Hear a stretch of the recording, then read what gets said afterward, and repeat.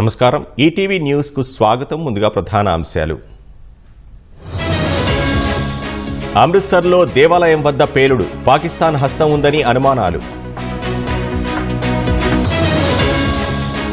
పాకిస్తాన్ది మతోన్మాద మనస్తత్వం, ఐరాసాలో దాయాదిపై మండిపడ్డ భారత్. వచ్చే నెల శ్రీలంకలో ప్రధాని మోదీ పర్యటన, ఇరు దేశాల మధ్య కుదరనున్న ఒప్పందాలు. కర్ణాటక ప్రభుత్వ టెండర్లలో రిజర్వేషన్పై వివాదం, కాంగ్రెస్వి బుజ్జగింపు రాజకీయాలన్న బీజేపీ. ఐసిస్ అగ్రనేతను చంపిన అమెరికా, క్షిపణి ప్రయోగించి మట్టుబెట్టిన అగ్రరాజ్యం. 40కి పైగా దేశాల పౌరులపై ట్రావెల్ బ్యాన్, జాబితా సిద్ధం చేస్తున్న ట్రంప్ సర్కార్. కస్టడీలో చిత్రహింసలు పెట్టారు, డీఆర్ఐ అధికారులపై రన్యారావు ఆరోపణలు.